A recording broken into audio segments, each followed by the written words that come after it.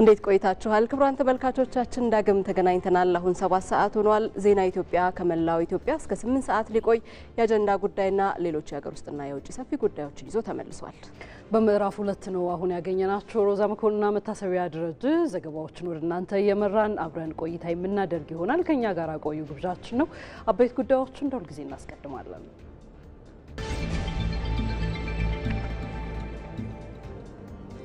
ለዘንድሮ የአረንጓዴ አሻራ መርሃ ግብር በቂ የችግኝ ዝግጅት እየተደረገ ስለመሆኑ ተገለጸ።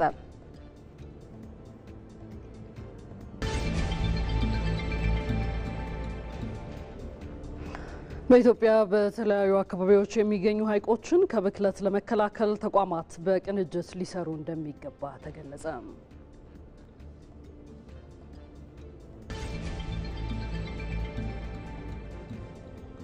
ከውጪ ዩክሬን የማዕድን ሀብት ባለቤትነቷን ሙሉ በሙሉ የሚያረጋግጥ ስምምነት ከአሜሪካ ጋር ተፈራረመች።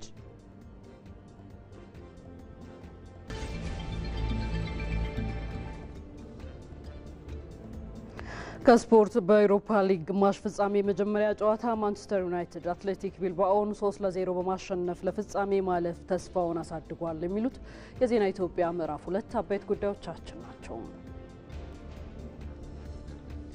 የዜና ኢትዮጵያ ቆይታችን ከዋናው ስቱዲዮ ይሻገራል። በተለያዩ ሁነቶች ላይ ባልደረቦቻችን ተገኝተዋል። እንዲሁም በመናነሳቸው የተመረጡ ጉዳዮች ላይ ተጨማሪ ሀሳብ የሚያጋሩን እንግዶችንም ጋብዘናል። በቀጥታ መስመራችን ላይ ከሚገኙ ባልደረቦቻችን ውስጥ አባዲ ወይናይ ከዚሁ ከአዲስ አበባ ይገኛል። የፕላንና ልማት ሚኒስቴር የአካባቢና የአየር ንብረት ለውጥ ያለፉት 9 ወራት አጠቃላይ አፈጻጸም ምን ይመስላል በሚል የሚገመግም መድረክ እየተካሄደ ይገኛል። ይህንኑ መድረክ ነው እየተከታተለ የሚገኘው። የተነሱ ሀሳቦች ላይ ከሱ ጋር ቆይታ እናደርጋለን። በሌላ መልኩ ሞላ አለማየሁም እንዲሁ በቀጥታ መስመራችን ላይ ነው። የትራንስፖርትና ሎጂስቲክስ ዘርፉ የ2017 ያለፉት 9 ወራት አጠቃላይ አፈጻጸም እየተገመገመ ነው የሚገኘው። ይህንኑ በተመለከተ የተነሱ ሀሳቦች ላይ ከሱ ጋራም በተመሳሳይ ቆይታ እናደርጋለን። ከዛ ባሻገር ዛሬ እንግዲህ ቀደም ሲል እንዳስተዋወቅናችሁ ዋነኛ ጉዳያችን የአረንጓዴ አሻራ መርሃ ግብር በደን ሽፋንና ከዛ ጋር በተያያዙ ዘርፎች ላይ ያመጣውን ለውጥ በዋናነት መዳሰስ ነው። ከዚህ ጋር አያይዘን ደግሞ እንግዳ ጋብዘናል። አበሩጥና በኢትዮጵያ ደን ልማት የአረንጓዴ አሻራና የሰው ሰራሽ ደን መሪ ስራ አስፈጻሚ ናቸው።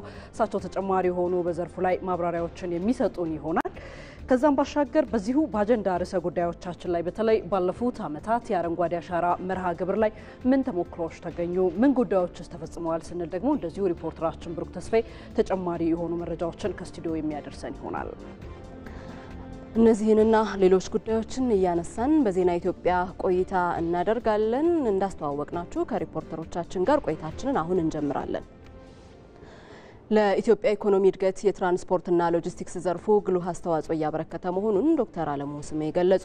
የትራንስፖርትና ሎጂስቲክስ ዘርፍ የ2017 በጀት ዓመት የ9 ወራት አፈጻጸም ሀገር አቀፍ ሴክተር ጉባኤ በመካሄድ ላይ ይገኛል። የትራንስፖርትና ሎጂስቲክስ ሚኒስትሩ ዶክተር አለሙ ስሜ እንደ ሀገር እየተመዘገቡ ባሉ ዘርፈ ብዙ ስኬቶች ውስጥ የትራንስፖርትና ሎጂስቲክስ ሚና የላቀ ስለመሆኑ አንስተዋል። በመድረኩ የዘርፉ አመራሮችም ተገኝተዋል።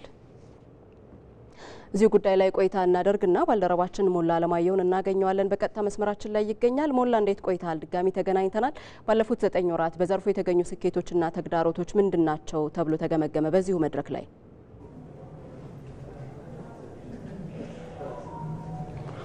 አመሰግናለሁ። የትራንስፖርትና ሎጂስቲክስ ሚኒስቴር የበጀት ዓመቱ 9 ወራት የሴክተር ጉባኤ ነው የተካሄደ የሚገኘው። ሁሉም ክልሎችና የከተማ አስተዳደሮች ከመንገድና ትራንስፖርት እንዲሁም ሎጂስቲክስ ጋር የሚሰሩ ተቋማት ተገኝተዋል። ባለፉት 9 ወራት የተለያዩ ስራዎች መሰራታቸውን በዚህ ወቅት ተገልጿል። የትራንስፖርትና ሎጂስቲክስ ሚኒስትር ዶክተር አለሙ ስሜ በጉባኤው ላይ ተገኝተው እንግዲህ ከፍተኛ አስተዋጽኦ ያለው የትራንስፖርትና ሎጂስቲክስ ዘርፉ አሁንም ለኢኮኖሚው ቁልፍ ሚና እየተወጣ መሆኑን አንስተዋል። በተለይም ደግሞ ወጪና ገቢ ንግድ እንዲሳለጥ ከማድረግ አኳያ ኢኮኖሚውን በከፍተኛ ሁኔታ እየደገፈው መሆኑን አንስተዋል። በዋናነት እንግዲህ ትራንስፖርት ኢንተርሴክተራል ወይም ከሴክተሮች ጋር ተመጋጋቢ ነው። ከሁሉም ተቋማት ጋር በቅንጅት እየተሰራና ዘርፉን የሚመሩ አመራሮችም በቁርጠኝነት በመስራታቸው የኢትዮጵያ ኢኮኖሚ በከፍተኛ ፍጥነት እንዲያድግ የትራንስፖርትና ሎጂስቲክስ አይነተኛ ሚና እየተወጣ መሆኑን አንስተዋል። በዋናነት የተሰሩ የመሰረተ ልማት ስራዎችንም በዚህ በሪፖርት ላይ የተጠቀሰ ሲሆን በተለይም መሰረተ ልማት ትራንስፖርትና ሎጂስቲክስን ከማሳለጥ አኳያ የተለያዩ ስራዎች የተሰሩ መሆኑ ተጠቅሷል። ለአብነትም በተለያዩ ከተማዎች በዲጂታል ቴክኖሎጂ ታገዙ የተለያዩ መሰረተ ልማት ዝርጋታዎች የተከናወኑ መሆኑን በቅርቡ የሚመረቀው የቃሊቲ ሞዴል መናኸሪያም ለዚህ ተጠቃሽ መሆኑ ተነስቷል። እንዲሁም ደግሞ በኮሪደር ልማቱ ጋር ተያይዞ የመኪና ማቆሚያ ፓርኪንጎች ከዚሁ ጋር ተያይዞ ለእግረኛና የትራፊክ ፍሰቱን የትራንስፖርት ፍሰቱን የሚያሳልጡ የተለያዩ ስራዎች እየተሰሩ መሆኑን በአዲስ አበባ ለአብነት ተጠቅሷል። ከዚሁ በተጨማሪ ደግሞ የገቢ አቅምን በማሳደግ አኳያ ስራዎች መሰራታቸውን ከሴክተሩ የሚገኘው ገቢ እያደገ መምጣቱ ተጠቅሷል። ለአብነትም አዲስ አበባን ብንመለከት ባለፉት 9 ወራት ከፍተኛ ገቢ መገኘቱን 5.8 ቢሊዮን ብር ከሴክተሩ ብቻ መገኘቱ ተነስቷል። ይህም ከዘርፉ የሚገኘው ገቢ እየጨመረ መምጣቱ ተጠቅሷል። እንደ ሀገር አቀፍ ደግሞ እንግዲህ ከትራንስፖርት በተጨማሪ በሎጂስቲክስ ዘርፉ የተሰሩ ስራዎች የባቡር ፍጥነትን ከማሳለጥ አኳያ በተለይም ደግሞ የውጭና ገቢ ንግዶችን ከማሳለጥ አኳያ ወጪ ንግድ ከፍተኛ የሆነ የውጭ ምንዛሬ እንዲያሳድግ ከማድረግ አኳያ ስራዎችን መሰራታቸው ተገልጿል። እንዲሁም ደግሞ በተለይ ደግሞ መሰረተ ልማቶችን ከመዘርጋት አኳያ በሀገር አቀፍ ደረጃም በተለያዩ አካባቢዎች ህዝብ በዋናነት የሚያነሳቸው ዋና መስመሮች ላይ የተለያዩ ስራዎች የተሰሩ መሆኑ ተነስተዋል። ከዚህ በተጨማሪም እንግዲህ በችግርነት ባለፉት 9 ወራት በችግርነት የተነሱ ጉዳዮች አሉ። በዋናነት ጸጥታና ሰላም ችግሮች ጋር ተያይዞ አሁንም ትራንስፖርት እና ሎጂስቲክስ ዘርፉ እየተፈተነ መሆኑ ተነስተዋል። ከዚህ በተጨማሪም እንግዲህ ህገወጥ ኬላዎች በተለያዩ አካባቢዎች አሁንም መኖራቸውን ተነስተዋል። ከዚሁ ጋር ተያይዞ የኮቴ ክፍያዎች አሁንም የትራንስፖርትና ሎጂስቲክስ ዘርፉን እየፈተነው መሆኑ ተነስተዋል። በዚህም ምክንያት እንግዲህ የኮቴ ክፍያዎች የትራንስፖርቱን ብቻ ሳይሆን የሀገሪቱን ኢኮኖሚ በከፍተኛ ሁኔታ እየጎዳው መሆኑ ተመላክቷል። በሰላምና ጸጥታ መልኩ መሻሻሎች ቢኖርም አሁንም በህገወጥ ኬላዎች ግን አሁንም ዘርፉን በከፍተኛ ሁኔታ ተጽዕኖ ውስጥ እየከተተ መሆኑ ተነስቷል። ቀደም 6 ሰዓት ላይ ከተገናኘን በኋላም በነበረው ውይይት በአጽንኦት የሴክተር መሪዎች ይህንን ጉዳይ በዋናነት ይዘው ሲወያዩ ነበረ። በዋናነት ከክልል የትራንስፖርትና መንገድ ቢሮዎች የመጡ ኃላፊዎችም በተለያዩ አካባቢዎች ያለውን ተሞክሮ አንስተው እያቀረቡ ነበረ። ከዚህ ከህገወጥ ኬላዎችና ከኮቴ ክፍያዎች ጋር ተያይዞ ከሴክተሩ በላይ የሀገር ችግር መሆኑን አንስተዋል። በዋናነት የችግሩ መነሻ ብለው ደግሞ ተሞክሯቸውን ብለዋል አንስተዋል። እንግዲህ የፌዴራል መንግስት ያስገነባው መንገድ ላይ የህገወጥ ኬላን በመዘርጋት የኮቴ ክፍያ እየተቀበሉ መሆኑ ነው። ይሄ ደግሞ አስመጪውን ብቻ ሳይሆን በትራንስፖርት አሽከርካሪውን ብቻ ሳይሆን እያንዳንዱ ዜጋ እንደሚጎዳ ምክንያቱም ወደ ሀገር ውስጥ በሚገባ ምርት ላይ የሚከፈሉ ህገወጥ የኮቴ ክፍያዎች መጨረሻ ላይ ዞሮ ሸማቹና ተጠቃሚውን እየጎዳው መሆኑ ተገልጿል። በዋናነት የክልል ኃላፊዎች ያነሱት እንግዲህ ይህ ችግር የመጣው እንደ ዋና ምክንያትነት የጠቀሱት ከተሞች የሚኒሲፓሊቲ ገቢ ማዘጋጃ ቤታዊ ገቢያቸውን በማሳደግ የራሳቸውን ከተማ ማሳደግ ይችላል ከሚል ከዚህ አሰራር ጋር የመነጨ ቢሆንም ግን አተገባበሩ ላይ ችግር መኖሩን ስለዚህ የመንግስትን ቁርጠኝነት እንደሚፈልግ አሁን ተመላክቷል። ምክንያቱም ለምሳሌ ከአዲስ አበባ ከባቶ ተነስቶ ቢሾፍቱን ሞጆን አልፎ አዲስ አበባ የሚመጣ ተሽከርካሪ ወይም ሀገር አቀፍ ተሽከርካሪ እነዚህ ከተሞች ሲያልፍ ከተሞቹ ሙኒሲፓሊቲ ማዘጋጃ ቤታዊ ገቢ ለማሳደግ በሚል ይህንን በህገወጥ መልኩ እንደሚሰራ ለአንድ ሳምንት በሚመስል መልኩ ኬላዎች የተነሱ ቢሆንም ግን ከኬላዎች ባሻገር ደግሞ ሰዎች እየመጡ ኮቴ እያሉ እንደሚቀበሉ አሁንም ይህ ፈተና መሆኑ ተመላክቷል። አሁንም ውይይቱ እንደቀጠለ ነው ያለው። ለአሁን ያለ መረጃ ይመስላል። አመሰግናለሁ። እናመሰግናለን ሞላ። መልካም ጊዜ። ዘገባዎቻችን ቀጥለዋል። የአየር ንብረት ለውጥ ተጽዕኖን ለመከላከል ቅንጅታዊ አሰራርን ማጠናከር እንደሚገባ ተገለጸ። የፕላንና ልማት ሚኒስቴር የአካባቢና የአየር ንብረት ለውጥ ያለፉት 9 ወራት እቅድ አፈጻጸምን እየገመገመ ነው። በመድረኩ የዘርፉ አመራሮችና ተወካዮችም እየተሳተፉ ነው። የፕላንና ልማት ሚኒስትር ዴኤታ ስዩም መኮንን ኢትዮጵያ የአየር ንብረት ተጽዕኖዎችን ለመቋቋም ዘርፈ ብዙ ስራዎችን እያከናወነች እንደምትገኝ ጠቁመዋል። በዘርፉ የሚሰሩ ስራዎችን ለማጠናከር የተቀረጹ ፖሊሲዎችና ተግባራዊ እየተደረጉ ያሉ ኢኒሼቲቮች ከፍተኛ አስተዋጽኦ አላቸውም ብለዋል። እዚህ ርዕሰ ጉዳይ ላይ ቀደም ሲል ያስተዋወቅናቸውን ሪፖርተራችን አባዲ ወይናይ ተጨማሪ የሆነ መረጃዎችን ሊያጋራን በድጋሚ አግኝተነዋል። ከሱ ጋር የምንቆይ ነው የሚሆነው። እንግዲህ ኢትዮጵያ ባለፉት ዓመታት በአረንጓዴ አሻራ መርሃ ግብር በርካታ ስራዎችን ስታከናወን እንደቆየች የሚታወቅ ነው። ከዛ ጋር ተያይዞ ደግሞ ያሉ ጉዳዮች ምን ይመስላሉ የሚለውን በደንብ የፈተሸ ጉባኤ እየተካሄደ ስለመሆኑ ቀደም ባለው ዘገባ ላይ አድርሶን ነበር። አሁን ላይ አግኝተነዋል። እንግዲህ አባዲ በኢትዮጵያ በአካባቢ የአየርና ንብረት ለውጥ ላይ እና አካባቢ ጥበቃ ላይ ያከናወነች ያለችው ተግባራት እንዴት ነው የተገመገመው? ምን እክሎች አሉት? ምን ስኬቶችስ አሉት ተባለ? አመሰግናለሁ። እንግዲህ የፕላንና ልማት ሚኒስቴር የ2017 በጀት ዓመት ያለፉት 9 ወራት እቅድ አፈጻጸሙን በተለይም ደግሞ በአካባቢና በአየር ንብረት ለውጥ ላይ ትኩረቱን ያደረገ ውይይትና ግምገማ እያካሄደ ይገኛል። በዚህ ግምገማም እንግዲህ የሚኒስቴር መስሪያ ቤቱ ከፍተኛ የመንግስት የስራ ኃላፊዎችን ጨምሮ በክልል ደረጃ ዘርፉን የሚመሩ አመራሮችና ሰራተኞችም ተገኝተዋል። እንደሚታወቀው ኢትዮጵያ እንግዲህ በተለይም ደግሞ ለአካባቢና ለአየር ንብረት ለውጥ ከፍተኛ ትኩረት በመስጠት የተለያዩ ስራዎችን እያከናወነች ትገኛለች። በተለይም ደግሞ እንግዲህ እንደሚታወቀው ከሚሰሩ ስራዎች መካከል የአረንጓዴ አሻራ በዋናነት የሚጠቀስ ነው። ኢትዮጵያ ባለፉት ዓመታት ባከናወነችው የአረንጓዴ አሻራ ስራዎች አማካኝነት አሁን ላይ የሀገሪቱ የደን ሽፋን መጠን ከ23.6 በመቶ በላይ ማድረስ ተችሏል። በሚቀጥሉት 5 ዓመታትም ይህን ቁጥር ወደ 30 በመቶ ለማድረስ ትኩረት ተሰጥቶ እየተሰራ እንደሚገኝ ነው የተገለጸው። ከዛ ባሻገርም ይህ የደን ሽፋን ማደጉ አጠቃላይ በሀገሪቱ መካከል ያለውን የደን ሽፋን መጠን ከማሳደጉ በተጨማሪ የተራቆቱ አካባቢዎች መልሰው እንዲያገግሙ በማድረግና የተፋሰስ ልማት ስራዎች በተሳካ ሁኔታ እንዲከናወኑ በማድረግ ረገድ ከፍተኛ አስተዋጽኦ እያበረከተ እንደሚገኝ ተገልጿል። ይህንን የአረንጓዴ አሻራ ደግሞ በቀጣይ ማጠናከር በመሄድ ኢትዮጵያ ለአየር ንብረት ለውጥ የማይበገር ኢኮኖሚ ለመገንባት በምታደርገው ሂደት ውስጥ የበኩል ሚና ስለሚጫወት ይህም በቀጣይ አጠናክሮ እንደሚካሄድበት ነው የተገለጸው። ከዛ ባሻገርም ደግሞ አሁን ላይ በፌዴራል ጨምሮ በተለያዩ ከተሞች የኮሪደር ልማት ተግባራዊ የተደረገ ይገኛል። የኮሪደር ልማት አጠቃላይ የከተሞች ጽዱ እንዲሆኑ ከማድረግ ባሻገር ስነ ምህዳርን ታሳቢ በማድረግና የአካባቢን ሁኔታ ታሳቢ በማድረግ የሚሰሩ ስራዎችን እንደሚያጠናክር ነው የተገለጸው። ይህ ደግሞ በቀጣይም የሚሰራውን ስራ እንደሚጠናከር ነው የተገለጸው። እንዲሁም ደግሞ እንግዲህ መንግስት የተለያዩ ድጋፎችን እያደረገ ይገኛል። በተለይም ደግሞ አሁን ላይ የኤሌክትሪክ ተሽከርካሪዎች መንግስት ድጋፍ እያደረገ ይገኛል። እነዚህ የኤሌክትሪክ ተሽከርካሪዎች በኢትዮጵያ መብዛት አጠቃላይ ሙቀት አማቂ የሆኑ ጋዞችን ወደ አካባቢ የሚደረገው ብክለት ይቀንሰዋል። ስለዚህ እነዚህ ስራዎች አጠቃላይ በኢትዮጵያ ለአየር ንብረት ለውጥ የማይበገር ኢኮኖሚ ለመገንባት በምታደርገው ሂደት ውስጥ የራሳቸው የሆነ ከፍተኛ አስተዋጽኦ እንዳላቸው ነው የተገለጸው። እንግዲህ የክልል ኃላፊዎችና አመራሮችም አጠቃላይ በክልላቸው ባለፉት 9 ወራት የተከናወኑ ስራዎችን በስፋት ያቀረቡበት ነበር ማለት የሚቻል ነው የሚሆነው። እንግዲህ የልማትና የፕላንና ልማት ሚኒስትር ዴኤታው ስዩም መኮንን እንደገለጹት ከሆነ አሁን ላይ የኢትዮጵያ ለአየር ንብረት ለውጥ ከፍተኛ ትኩረት ሰጥታ እየሰራች ትገኛለች። የተለያዩ ስትራቴጂዎችና ፖሊሲዎችን በማዘጋጀት ጠንካራ የሆነ አሰራርና ማዕቀፍ እንዲኖር እየተሰራ ነው የሚገኘው። ይህንን ደግሞ በማጠናከር የሚሰራው ስራ ይጠናከራል። በተለይም ደግሞ በፌዴራልና በክልሎች መካከል ያለው ቅንጅት የተናበበ በማድረግ ስኬታማ ስራ እንዲከናወን በቅንጅት ሊሰራ እንደሚገባ ገልጸዋል ማለት ነው። ውይይቱ አሁንም እንደቀጠለ ነው። እስከ ነገ ድረስ የሚቀጥል ይሆናል። መልካም አባዲ እጅግ አድርገን እናመሰግናለን ለመረጃዎቹ። መልካም ቀን ይሁንልን። ከዜና ኢትዮጵያ ጋር ናችሁ። አሁን ደግሞ በትንታኔ ወደ ያዝናቸው ዘገባዎች እናልፋለን። የአማራ ክልል ርዕሰ መስተዳድር አረጋ ከበደ ከተሞችን ተመራጭ ተወዳዳሪና የቱሪስት መዳረሻ ለማድረግ በትኩረት እየተሰራ ስለመሆኑ ተናገሩ። ርዕሰ መስተዳድሩ በክልሉ በተለያዩ ከተሞች የማህበረሰቡን ተጠቃሚነት የሚያረጋግጡ ፕሮጀክቶች እየተገነቡ መሆናቸውን አንስተዋል። ሳሙኤል ወርቃየው የአማራ ክልል ርዕሰ መስተዳድር አረጋ ከበደ በባህር ዳር ከተማ በግንባታ ሂደት ላይ የሚገኙ የመንገድ መሰረተ ልማት ፕሮጀክቶችን ጎብኝተዋል። ርዕሰ መስተዳድሩ በጉብኝታቸው ወቅት በከተማ እየተገነቡ የሚገኙ የመንገድ ፕሮጀክቶች ደረጃቸውን የጠበቁ ስለመሆናቸው ተመልክተናል ብለዋል። በባህር ዳር ከተማ ውስጥ በጣም በርከት ያሉ ፕሮጀክቶች እየተከናወኑ ነው ያለ። በበጀት ዓመቱ ውስጥ መጠናቀቅ ያለባቸው ፕሮጀክቶችን አፈጻጸም ነው እያየን ያለ ነው። እስካሁን ባየነው በጣም እናንተም እንደተመለከታችሁት ግሩም የሚባል ስራ ነው እየተሰራ ያለ።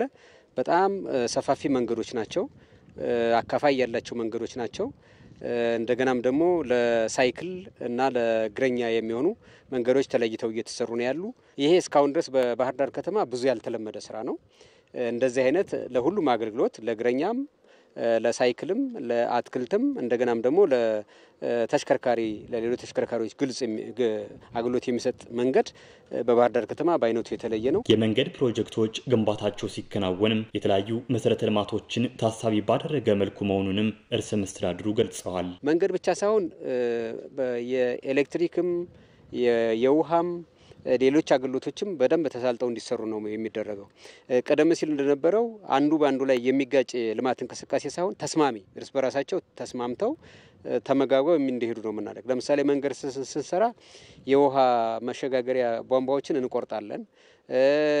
የኤሌክትሪክ ምሰሶችን እንደ መብራት የመስጠት አገልግሎታቸው እንዲስተጓጉል ይደረጋል። ነገር ግን አሁን ስማርት በሆነ መንገድ ወይም ደግሞ ተናባቢ በሆነ መንገድ እንዲሰራ እየተደረገ ነው ያለ። ፕሮጀክቶችን ክረምቱ ከመግባቱ በፊት ለማጠናቀቅም ርብርብ እየተደረገ ነው ያሉት ርዕሰ መስተዳድሩ ግንባታቸው ሲጠናቀቅም አጠቃላይ ለከተማ እንቅስቃሴ ዘርፈ ብዙ ሚና ይኖራቸዋልም ብለዋል። በአንድ በኩል የዜጎችን ከቦታ ቦታ የመንቀሳቀስ ቅልጥፍናቸውን ያሻሽላሉ፣ ደህንነታቸውን ያሻሽላሉ። በሌላ መንገድ ደግሞ ምርት በከተማ ውስጥ እንቅስቃሴ በሚያደርግበት ጊዜ ቅልጥፍና ኑሮት ከአምራቾች ወደ ሸማቾች በቅርብ የሚደርስበት ሁኔታ ይፈጥራል ማለት ነው። በአጠቃላይ በከተማ ውስጥ ውበትን የሚጨምሩ በሰዎች እንቅስቃሴ በምርት እንቅስቃሴ ላይ ቅልጥፍናን የሚጨምሩ መንገዶች ናቸው እና ይሄ የበለጠ ተጠናክሮ ይቀጥላል። እንደነዚህ አይነት የማህበረሰቡን ሁለንተናዊ ተጠቃሚነት የሚያረጋግጡ የመሰረተ ልማት ስራዎች በክልሉ በሌሎችም ከተሞች እየተከናወኑ መሆኑም ተገልጿል። ለአብነትም ርዕሰ መስተዳድሩ በደሴ ከተማ እየተከናወኑ የሚገኙ የመንገድ ፕሮጀክቶችን ከቀናት በፊት መመልከታቸውን ተናግረዋል። በጥሩ አፈጻጸም ላይ እንደሚገኙም ገልጸዋል። የመሰረተ ልማት ዝርጋታ ስራዎች በቀጣዩ በጀት ዓመትም በክልሉ በተለያዩ ከተሞች ተጠናክሮ ይቀጥላልም ነው ያሉት። ከተሞቻችንን ተወዳዳሪ ተመራጭ የቱሪስት የምርት የአገልግሎት ከተማ እንዲሆኑ ለማድረግ ሰፊ ስራ እየሰራን ያለን። ከዚህ ቀጥሎ በሌሎች የሜትሮፖሊታን ወይም የሬጂዮፖሊታን ከተሞችም ተመሳሳይ ስራ ይሰራል። ለምሳሌ ደብረ ብርሃን ስራው ቀጥሏል፣ ኮምቦልቻ ስራው ቀጥሏል፣ ወልዲያ ስራው ቀጥሏል፣ ደብረ ማርቆስ ስራው ቀጥሏል ማለት ነው። ስለዚህ እንዲህ እያደረግን ከነሱ በታች ባሉ መካከለኛና አነስተኛ ከተሞችም ተመሳሳይ ተግባራት እንዲሰሩ እያደረግን እነዚህን ትልልቅ ከተሞችን እንዳንድ ሞዴል ወስደው እንዲሰሩ እያደረግን ያለን። በጉብኝቱም ርዕሰ መስተዳድር አረጋ ከበደን ጨምሮ የባህር ዳር ከተማ ተቀዳሚ ምክትል ከንቲባ ጎሹ እንዳላማውና ሌሎችም ከፍተኛ አመራሮች ተሳትፈዋል።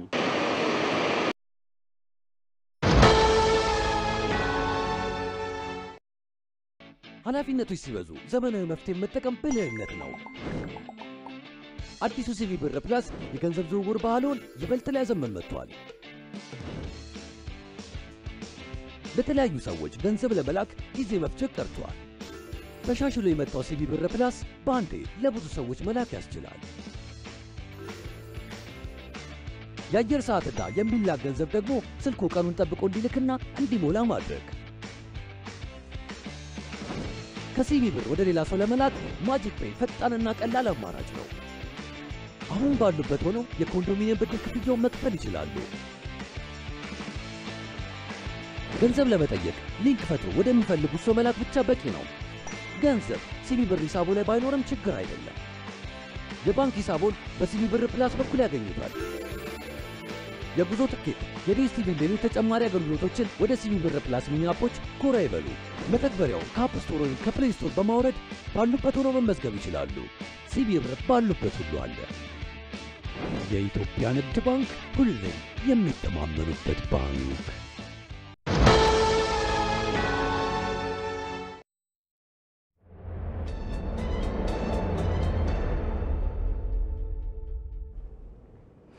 ኢትዮጵያችን ወደ እናንተ በቀጥታ እየደረሰ ነው የሚገኘው። ተወዳጅ ተመልካቾቻችን የአጀንዳ ጉዳያችን ላይ ደርሰናል። ቀደም ሲል እንዳስተዋወቅናቸው የዛሬው ዋና አጀንዳ ጉዳያችን የአረንጓዴ አሻራ ላይ ትኩረቱን ያደርጋል። በተለይ ባለፉት ዓመታት በአረንጓዴ አሻራ ስራዎች ሰፊ ስራዎች መከናወናቸው ይታወቃል። እነዚህ ስራዎች የደን ሽፋንን ከማሳደግ ረገድ የአካባቢ ስነ ምህዳርን ከመጠበቅና ምርታማነትን ከማሳደግ ጋር በተገናኘ ምን ስኬት ተመዘገበባቸው? የዘንድሮ የአረንጓዴ አሻራ መርሃ ግብር ዝግጅትም እየተደረገ ነው። ከዛ ጋር ማያይዘን በሰፊው የምንቃኝ ነው የሚሆነው። በኦሮሚያ ክልል ምስራቅ ሸዋ ዞን ሉሜ ወረዳ ለዘንድሮ አረንጓዴ አሻራ መርሃ ግብር ከ36 ሚሊዮን በላይ ችግኞች መዘጋጀታቸው ተገለጸ። በሉሜ ወረዳ ለምግብነት፣ ለውበት እንዲሁም የገጠር ኮሪደርን ለማከናወን የሚያስችሉ ችግኞች እየተዘጋጁ ነው። መሐመድ አልቃድር ተጨማሪውን ይዟል።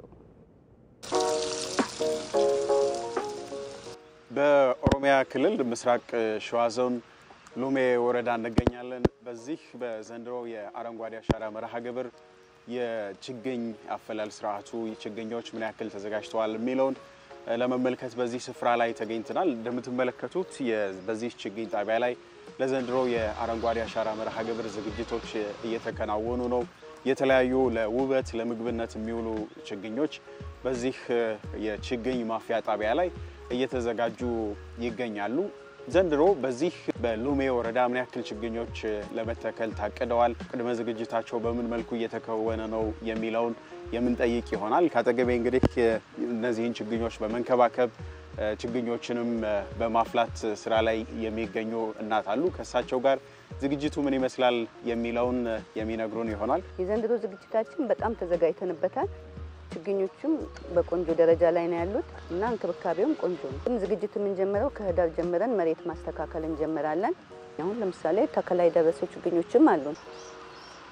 እንግዲህ ለዘንድሮ የአረንጓዴ አሻራ መርሃ ግብር በዚህ የችግኝ ማፍያ ጣቢያ ከ1.2 ሚሊዮን በላይ ችግኞች እየተዘጋጁ መሆኑን ተነግሮናል። በአጠቃላይ በወረዳው ደግሞ 36 ሚሊዮን ያክል ችግኞች እንደሚተከሉ ነው ከወረዳው ያገኘነው መረጃ የሚያሳየን። የዚህ ካፓሲቲ 1.247 ነው። የዚህ ካፓሲቲ አሁን በእጃችን አለው ሊተከል የተዘጋጀው ማለት ነው። የዚህ ሌላም ችግኝ ጣቢያ አለ ከዚህ 5 ኪሎ ሜትር አካባቢ እሱም እንደዛው በድርጅቶች የሚፈላ ናቸው። አጠቃላይ ለተከላ የተዘጋጁ ቦታዎች አሉ 8000 አካባቢ ሄክታር። ዘንድሮ እንደ ወረዳችን 36 ሚሊዮን ችግኝ ማዘጋጀት አለብን ብለን ወደ ስራ ገብተናል። ቢያንስ እስካሁን 35 ሚሊዮን ችግኝ አዘጋጅተናል። ይሄ ችግኝ እንደ ወረዳ አለን የችግኝ ጣቢያ አለን። እዛ ውስጥ ችግኝ እያፈላን ነው። እንዲሁም ደግሞ ሉሜ ወረዳ 41 ቀበሌዎች ነው ያሉት። በ41 ቀበሌዎች ሁሉ ውስጥ የችግኝ ጣቢያ አለ። ዘንድሮ ካለፉት ዓመታት በተለየ ነው እየሰራን ያለ ነው። ለምግብ የሚያገለግሉ ችግኞችን ነው እያዘጋጀን የምንገኘው። እንዲሁም ባምቡ እንደምታየው ባምቡ ለውበት በጣም አሪፍ ነው። በየገጠሩ የገጠር ኮሪደር እየተሰራ ይገኛል በአሁኑ ሰዓት በወረዳችን። በዛ ቀርካ ደግሞ ቀየውን እንዲያሳምርና የገጠር ኮሪደር ይዘቱን ይዞ እንዲሄድ ለማድረግ እየሰራ እንገኛለን። ለአረንጓዴ አሻራ መርሃ ግብር እንግዲህ ባለፉት ጥቂት ዓመታት በርካታ ቢሊዮን ችግኞች በመላ ሀገሪቱ ተተክለዋል። ለምግብነት የሚውሉ እንዲሁም ደግሞ ለውበትነትም ጭምር አገልግሎት የሚሰጡ ችግኞች በዚህ ስፍራ ላይ እየለሙ እየፈሉ ነው የሚገኙት። የሚጠብቁት የአረንጓዴ አሻራ መርሃ ግብር የሚደርስበትን ጊዜ ብቻ ይሆናል ማለት ነው። ይህንኑ ጉዳይ ይዘን ነው የምንቆየው ተመልካቾቻችን። በአገር አቀፍ ደረጃ ባለፉት 6 ዓመታት ከ40 ቢሊዮን በላይ ችግኞች በአገር አቀፍ ደረጃ ተተክለዋል። እነዚህ ችግኞች ታዲያ ምን ለውጥ አመጡ የሚለውን ጉዳይና አጠቃላይ ባለፉት ዓመታት የነበረው አፈጻጸም ምን ይመስላል የሚለውን ደግሞ አሃዛዊ መረጃዎችን ልናጋራችሁ ነው። ለመረጃዎቹ ባልደረባችን ብሩክ ተስፋዬ ተዘጋጅቶ ስቱዲዮ ተገኝቷል። እንዴት ቆየ ብሩክ? እንዴት ዋላችሁ መታሰቢያና ሮዛ? እኛ ሰላም ነን። መረጃዎችን ልታጋራን ተዘጋጅተሃል? እንከታተላለን። መልካም። እንግዲህ በዓለም አቀፍ ደረጃ የዓለምን የምጣኔ ሀብትም ይሁን ማህበራዊ ጉዳዮችን ያመሱ ካሉት ዓለም አቀፍ አጀንዳዎች መካከል አንደኛው የአየር ንብረት ለውጥ እየፈጠረ ያለው ተጽዕኖ ነው። በዚህ ተጽዕኖ ምክንያት በተለይም ደግሞ በማደግ ላይ ያሉ ሀገራት ይበልጥ ለከፋ ጉዳት እየተዳረጉ እንደሆነ ይታወቃል። ኢኮኖሚያቸውን ስንመለከተው በተለይም በአፍሪካ ላይ በቢሊዮን ዶላሮች የሚቆጠር ሀብትን ነው በኢኮኖሚ ደረጃ በየዓመቱ አፍሪካን ዋጋ እንድትከፍል እያደረጋት ያለው። ነገር ግን ደግሞ አፍሪካ ለበካይ ጋዝ ልቀትን በተመለከተ ከሌሎች ሀገራት ወይም ደግሞ ከአውሮፓና ከምዕራቡ ዓለም ሀገራት አንጻር እንዲሁም ከእስያ ሀገራት አንጻር ስናየው መጠነኛ ወይም አነስተኛ ሊባል የሚችል የበካይ ጋዝ ልቀት መጠንን የምትለቅ አህጉር ነች። ይህ በመሆኑ ምክንያት ታዲያ ዳፋውን እየቀመሰች ነው ያለችው። ይህንን እንግዲህ ለመቀልበስ እና እንዲህ አይነት ጫናዎችን ለመቀነስ ብርቱ ስራዎችን መስራት ይፈልጋል። የህዝብ ቁጥሯ አፍሪካ እየጨመረ ነው የሚገኘው። የህዝብ ቁጥሯ በመጨመሩ ምክንያት ደግሞ የምትጠቀመው መሬትና ሪሶርስ ፍላጎትም በዚያው ልክ ከፍተኛ ነውና ይህንን ለማስተካከል በዋናነት የአረንጓዴ አሻራ ስራዎችን ይበልጥ ትኩረት ሰጥቶ መስራት ይገባል። ዓለም አቀፍ ሁነቶች በተለያዩ አጋጣሚዎች ተዘጋጅተዋል። ቃል መግባት ብቻ ሳይሆን ኢትዮጵያ የፈረመችውን ቃል ወደ ተግባር በመቀየር በአርአያነት ወይም በአብነት የምትነሳ ሀገር ሆናለች ማለት እንችላለን። ወደ ኋላ መለስ ብለን ብንመለከተው በ1950ዎቹ አካባቢ የኢትዮጵያ የደን ሽፋን ወደ 40 በመቶ ገደማ ነበረ። ወደ 90ዎቹ ወይም በ1990ዎቹ ስንመለከተው 3 በመቶ ደረጃ የደረሰበት አጋጣሚ እንዳለ እናያለን። ከዛ በኋላም በተወሰነ መልኩ መሻሻሎች ታዩ ቢሆንም በዚህ ደረጃ በተከታታይ ዓመት በርካታ ህዝብን ያሳተፈና ለተለያየ አይነት ጥቅም ሊውሉ የሚችሉ የደን ሀብቶችን በማልማት ረገድ ግን የተሰሩ ስራዎች በመምጣታቸው ብርቱ ውጤትን የታየበት ነው። የመጀመሪያው እንደምናስታውሰው በ2011 ነው የአረንጓዴ አሻራ ችግኝ ተከላ መርሃ ግብር በዘመቻ መልክ የተከናወነው። በዚህም እንግዲህ 4.6 ቢሊዮን ያክል ችግኞችን መትከል ተችሏል። በ2012 5.9 ቢሊዮን ያክል ችግኞችን መትከል ተችሏል። ቁጥሩን እንደምንመለከተው እየጨመረ ነው የሚመጣው።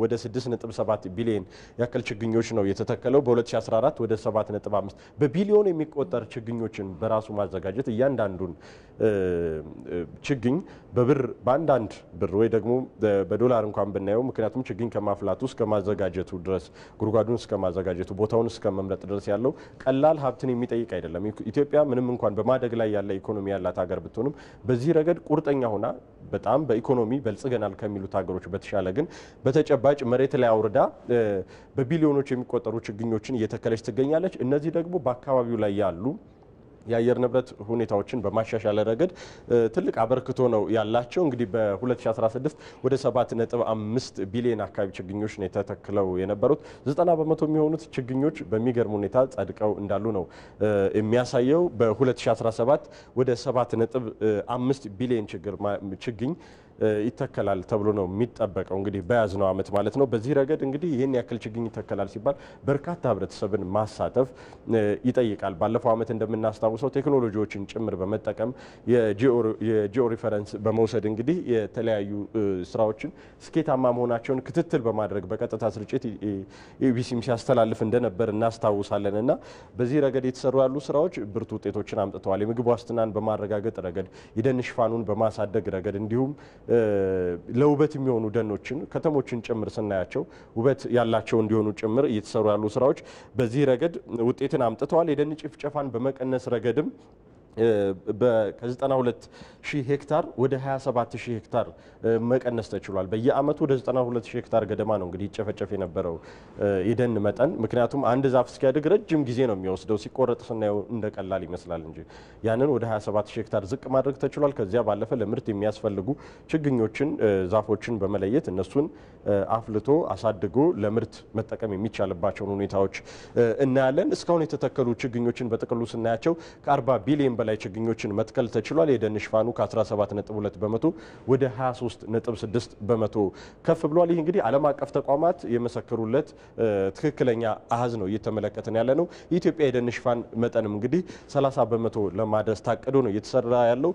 ቀጣይም የትኩረት አቅጣጫ ሆኖ የታየው የጽድቀት መጠናቸውን መጨመር በሚል ነው። በዚህ ረገድ ኢትዮጵያ እየሰራች ያለችው ስራ ከራሱ አልፎ ከጎረቤት ሀገራትም ጋር ጭምር የማስተሳሰር ስራዎች ሲሰሩ እናስተውላለን። ለኬንያም፣ ለጅቡቲም፣ ለሌሎች ለምስራቅ አፍሪካ ሀገራትም ድጋፍ አድርጋለች በዚህ ረገድ። ምክንያቱም የምዕራብ አፍሪካና የምስራቅ አፍሪካ ሀገራት በአየር ንብረት ለውጥ ይበልጡኑ ክፉኛ የሚጎዱ ሀገራት መሆናቸውን ዓለም አቀፍ ትንበያዎችም ጭምር ያሳያሉና በዚህ ረገድ ኢትዮጵያ እነዚህን ብርቱ ስራዎችን ሰርታለች። ቀጣይ ትኩረቶቿም ደግሞ የጽድቀት መጠናቸው የጨመረ የደን ሽፋኑ ያደገ ማስቻል ነውና ለጊዜው ያሉኝ መረጃዎች እነዚህ ናቸው። ያለፉት ዓመታት ተሞክሮ እንደሚያሳየው ከሆነ በየአመቱ ከተያያዘው ቁጥር የበለጠ ቁጥር ነው ሲተከል የነበረው። ስለዚህ 2017 ላይ 7.6 ቢሊዮን ችግኞችን ለመትከል ታቅዷል። ከዛ በላይ ሊሆን እንደሚችል እንግዲህ ይጠበቃል። አብረን እንሳተፍበታለን። አንተም ተሳታፊ እንደምትሆን እናስባለን። መልካም፣ እናመሰግናለን ስለ መረጃው። ጥሩ ጊዜ ተመኝቻለሁ።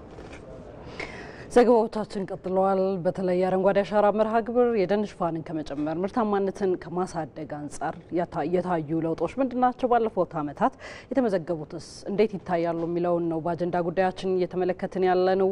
እንግዳ ጋብዘናል። በዚህ ጉዳይ ላይ ተጨማሪ ማብራሪያዎች እንዲሰጡን በቀጥታ መስመራችን ላይ አግኝተናቸዋል። እንግዳችን በኢትዮጵያ ደን ልማት የአረንጓዴ አሻራና የሰው ሰራሽ ደን መሪ ስራ አስፈጻሚ አበሩ ጤና ናቸው። እጅግ አድርገን እናመሰግናለን። በቀጥታ መስመራችን ላይ ገብተው ሀሳባውትን ሊሰጡ ስለወደዱ እንዳልነው የደን መሪ ስራ አስፈጻሚ አበሩ ጤና እንግዳችን ናቸው። የመጀመሪያ አድርጌ ላንሳ ጥያቄን በተለይ ባለፉት ዓመታት የተሰሩ የአረንጓዴ አሻራ ስራዎች አሉ።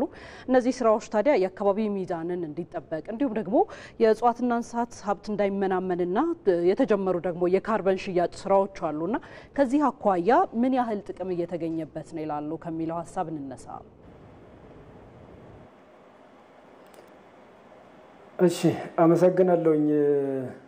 ምናልባት እንግዲህ እንዳነሳሽው ባለፉት አመታት ከ2011 ጀምሮ እንግዲህ እስከ 2017 እስከ ዘንድሮ ማለት ነው በግሪን ሌጋሲ ስራ በርካታ ስራዎች ሲሰሩ ቆይተዋል።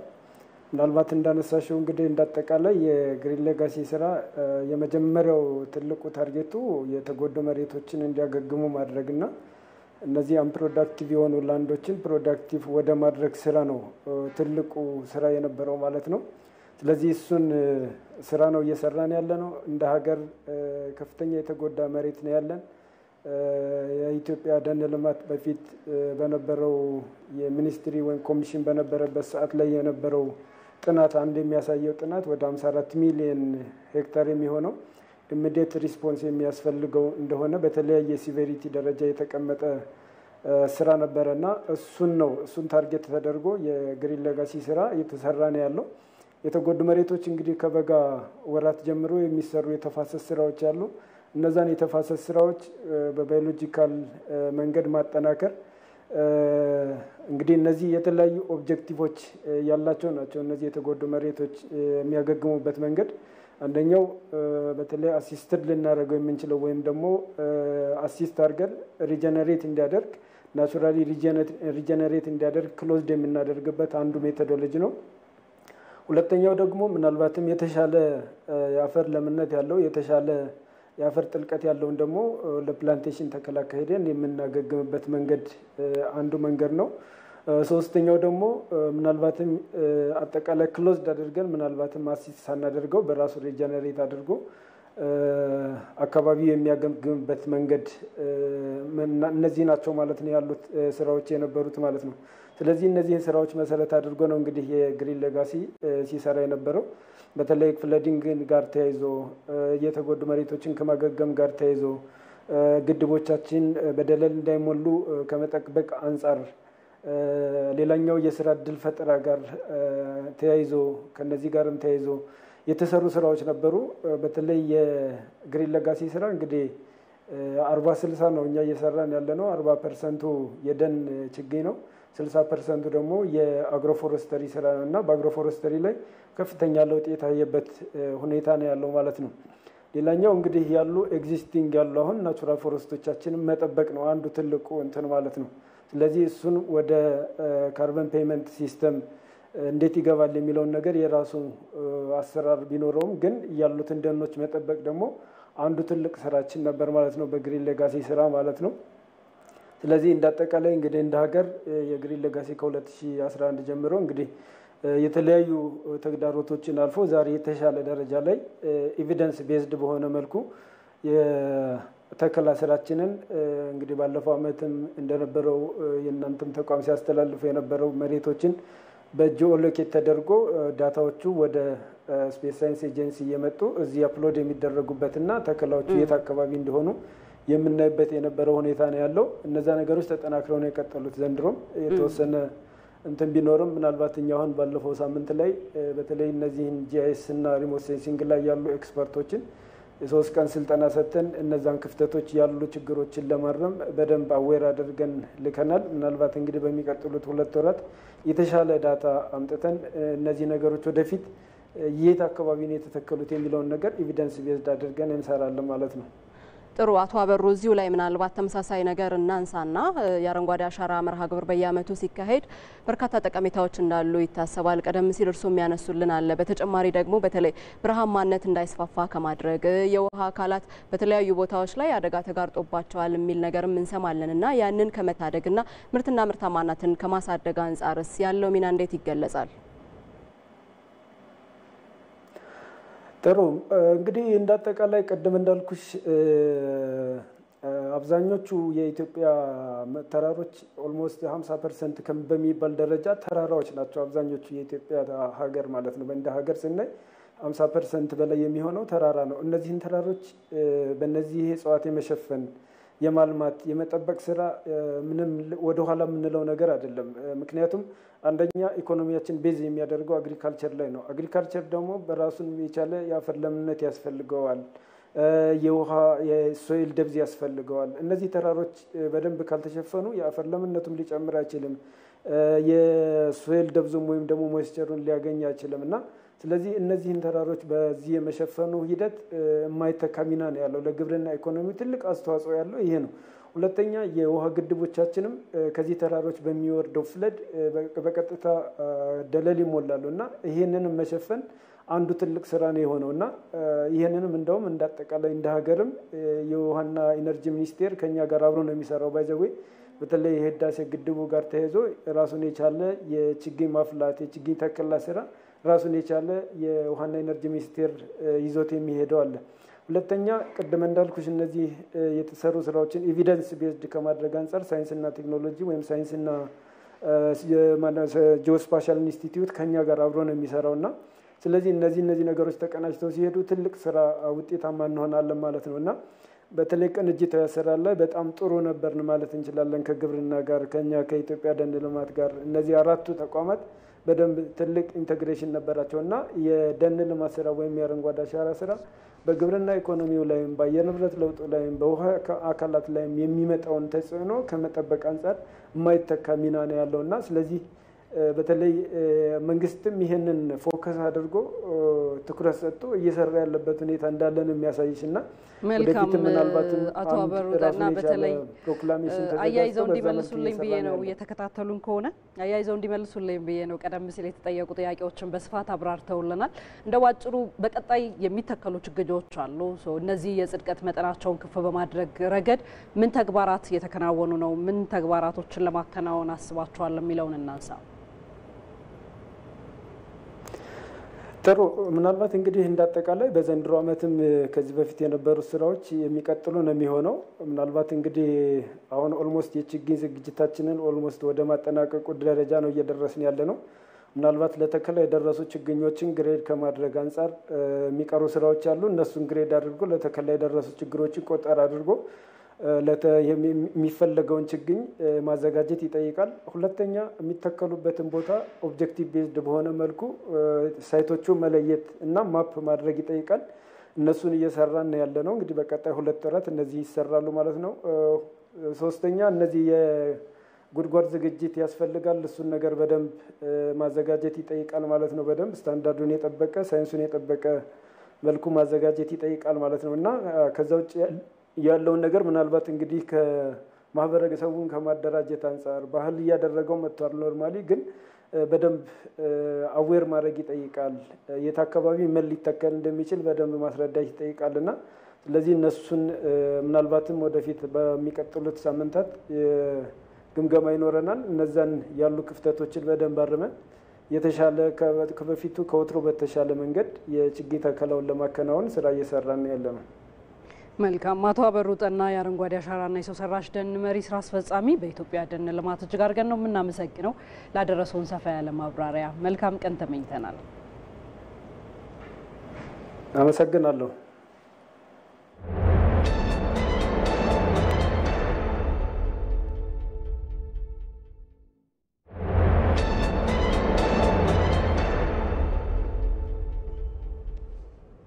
ይህ የኢትዮጵያ ቴሌቪዥን ነው። ዜና ኢትዮጵያን በቀጥታ ስርጭት እየተከታተላችሁ ትገኛላችሁ። አሁን ደግሞ ወደ ሌሎች ዘገባዎቻችን እናልፋለን። የሐዋሳ ሐይቅን ከብክለት ለመከላከል የተለያዩ ተቋማት በቅንጅት እየሰሩ ስለመሆኑ ገለጹ። ሐይቁ የተለያዩ ሰው ሰራሽና ተፈጥሯዊ የብክለት አጋላጭ ችግሮች እንዳሉበትም ይገለጻል። ሪፖርተራችን አስረሳ ወጌሼ በሐይቁ ዙሪያ ቅኝት አድርጎ ተከታዩን ዘገባ አድርሶናል። የሐዋሳ ፍቅር ሐይቅ በሀገራችን ካሉ ትላልቅ ሐይቆች መካከል አንደኛው ነው። ይህ ሐይቅ ለሐዋሳ ከተማ የቱሪዝም እንቅስቃሴ ከፍተኛ አስተዋጽኦ እያበረከተ ይገኛል። ከዚህ ባለፈ ግን በሐዋሳ ፍቅር ሐይቅና አካባቢው ባሉ የተፈጥሮ ጸጋዎች በርካታ የአካባቢው ነዋሪዎች ህይወታቸውን ይመሩበታል። ከቅርብ ጊዜ ወዲህ ደግሞ ሐይቁን ለብክለት የሚዳርጉ የተለያዩ ተፈጥሯዊና ሰው ሰራሽ ክስተቶች እየተስተዋሉ ይገኛሉ። ይህንን ለመከላከል የሚመለከታቸው ባለድርሻ አካላት ምን እየሰሩ ይሆን ስንል እንጠይቃለን። አብረን እንጓዛለን ተመልካቾች። የሐዋሳ ፍቅር ሐይቅን ደህንነት ለመጠበቅ ከሚሰሩ ተቋማት መካከል የስምጥ ሸለቆ ቤዚን አስተዳደር ጽሕፈት ቤት አንደኛው ነው። እዚህ አጠገቤ አንድ እንግዳ አሉ። እንግዳዬ በተቋሙ ከፍተኛ ተመራማሪ ሆኑት አቶ በየነ ምንዳ ናቸው። ከሳቸው ጋር አጠር ያለ ቆይታ ማድረግ ነው የሚሆነው። በጣም አመሰግናለሁ ለጊዜዎት። አመሰግናለሁ። የሐዋሳ ፍቅር ሐይቅን ደህንነት ሊጎዱ የሚችሉ ወይም ደግሞ ለብክለት አጋላጭ ሊሆኑ የሚችሉ ምክንያቶች ምንድናቸው ብላችሁ ለይታችኋል? እስኪ አንዱ ከከተማዋ ወደ ሐይቁ የሚገባው የከተማ ፍሳሽ አንድ፣ ሁለተኛ ከአካባቢው ካሉ ኢንዱስትሪዎች የሚገባ ያልተጣራ ውሃ ወደ ሐይቁ መግባት ሁለት፣ ሶስተኛው በሁለቱም አጎራባች ክልሎች በሲዳማና በኦሮሚያ ክልል አጎራባች ማህበረሰብ የእርሻ ምርት ስለሚያመርት ከግብርና የእጽዋት መጠበቂያ ኬሚካሎች ስለሚረጩ ከዛ በጎርፍ መልክ ተቀላቅሎ ወደ ሐይቁ የሚገባው እነዚህ 3 ትላልቅ ወይም ከፍተኛ ብክለት የሚያስከትሉ ናቸው ብለን ለይተናል። ውሃ በብዙ አይነት የሚበከል ነገር ነው። ኬሚካል አለው፣ ባዮሎጂካል አለው፣ ፊዚካል አለው። አሁን እኛ 13 የፓራሜትሮችን ወይም 13 የብክለት አይነቶችን ነው ወደ 12ቱን ፓራሜትሮች ይሄን እሱ መሰሪያ ይለካል። ሪፈራል ሆስፒታል ለምሳሌ ይለካል። ኢንዱስትሪ ፓርክ አጣርቼ ልካለሁ ይላል። እኛ ግን በተለያየ ጊዜ ፈትሸን በተለያየ ጊዜ ዝናብ ሰዓት ጎርፍ በመለቀበት ሰዓት መተን ያገኘነው ውጤት ግን ይሄን አያሳይም። ተመልካቾቻችን አሁን ደግሞ ከሐዋሳ ከተማ አስተዳደር አካባቢ ጥበቃ ደንና አየር ንብረት ለውጥ ጽሕፈት ቤት ኃላፊ አቶ ስጦታ ከንባታ ጋር ነው የምገኘው። አጠቃላይ ምንድነው እየተሰራ ያለው ማለት ይቻላል? እስኪ ሐይቁ ትንሽ አቀማመጡ ዝቅ ያለም ስለሆነ ከከተማ የሚወጣው ጎርፍ ወደ ሐይቁ ነው የሚገባው። ያንን ከመከላከል አንፃር ምንድነው እየተደረገ ያለው? አጠቃላይ የሚመጣውን ጎርፍ ወደ ሐይቁ እንዳይገባ የመክታት ነገር፣ አርቲፊሻል ዌትላንዶችን የመገንባት ነገር፣ ከዚያ ያለፈ እየተጣራ ብቻ እንዲገባ ሌሎች ነገሮች አብሮ እንዳይገቡ ግድብ የመስራት ነገሮች ናቸው እየተሰሩ ያሉት። አጠቃላይ የመከላከል ስራዎች በተጨባጭ ለውጥ አምጥተዋል። በካይ ተቋማት ቅድም እንደ ኢንዱስትሪ ፓርክ እና ሌሎች ተቋማት አሉ። እነዛ ኬሚካላቸውን እንዳይለቁ ሲለቁም ደግሞ እንትኑ የውሃ ኳሊቲ የሚለካበት መሳሪያ አለ። ሙሉ በሙሉ ተቀርፏል ማለት ግን አይቻልም። የሐዋሳ ሐይቅንም ገጽታውንም በጠበቀ መልኩ የሐይቁንም ኳሊቲ የውሃውንም ኳሊቲ በጠበቀ መልኩ ለሚቀጥለው ጄኔሬሽን ምቹ ኤንቫይሮንመንት እንዲፈጠር ፕሮጀክቶችን የመገንባት ስራ የተጀመሩ ነገሮች አሉ። ጥናቶች እየተደረጉ ነው ያሉት። በጣም አመሰግናለሁ። እኔም በጣም አመሰግናለሁ። የሐዋሳ ፍቅር ሐይቅ ለሐዋሳ ከተማና ለነዋሪዎቿ ህይወትንና ውበትን ሰጥቷል። የዚህን ሐይቅ ደህንነት በዘላቂነት ለመጠበቅ ከከተማው ነዋሪዎች ብሎም ከባለድርሻ አካላት ሰፊ ርብርብ ይጠበቃል። ከዚሁ ጋር ወደ ተያያዘ ሌላ ዘገባችን ተሻግረናል። ለጣና ሐይቅ ችግር የሆነውን የእምቦጭ አረምን ለማስወገድ የተሰሩ ስራዎች ውጤት ማስገኘታቸው ተጠቆመ።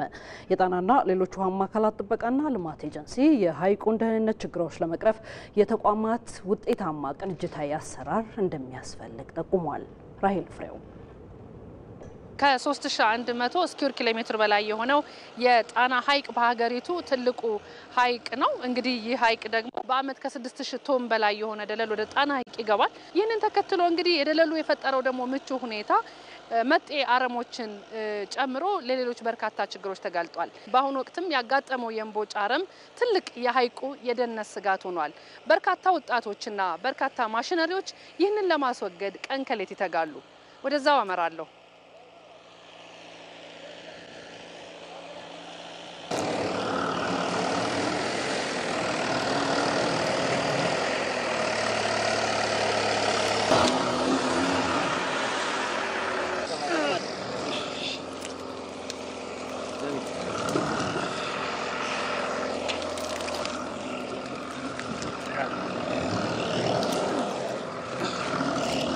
ላለፉት 13 ዓመታት የጣና ሐይቅ የደህንነት ችግር ሆኖ የሚገኘው እምቦጭ አረም እንግዲህ ማዕከላዊ ጎንደር ዞን፣ ደቡብ ጎንደር ዞን እንዲሁም ደግሞ ባህር ዳር ከተማ የተስፋፋባቸው አካባቢዎች ናቸው።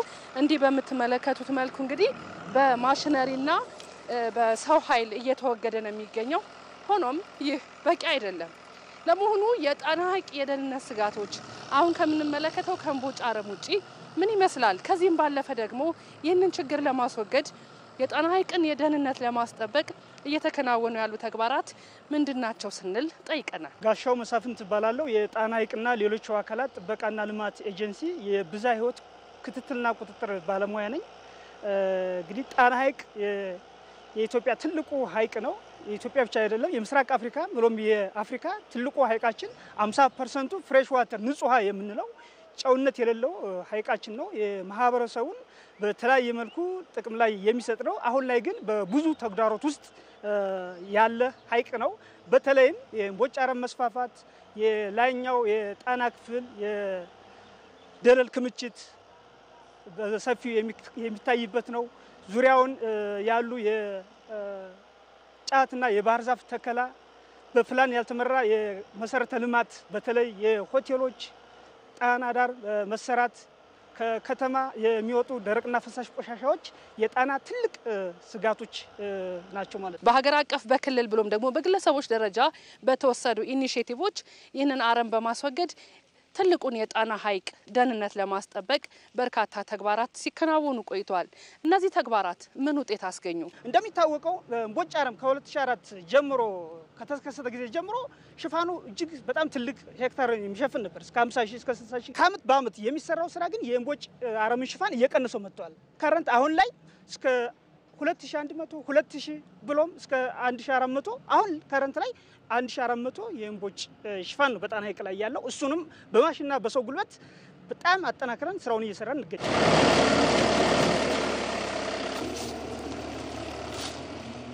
የእምቦጭ አረም እንደምትመለከቱት እስከ 6 ሜትር የሚዘልቅ ከሐይቁ ስር ድረስ መሰረቱን አድርጎ የሚለመልም የሚስፋፋ አረም ነው። እዚህ ጋር እንደምንመለከተው ደግሞ ይህ ወደ ስር የመስደዱ አንድ በጣም መሰረታዊ ችግር በአካባቢው ብዝሃ ሕይወት ላይ የሚያሳድረው ተጽዕኖ ነው። የምንመለከተው ነጭ አሳዎች በዚህ በስሩ እጅግ ተተብትበው እድገታቸው ተገቶ እዚህ ከአረሙ ጋር እየተወገዱ ነው።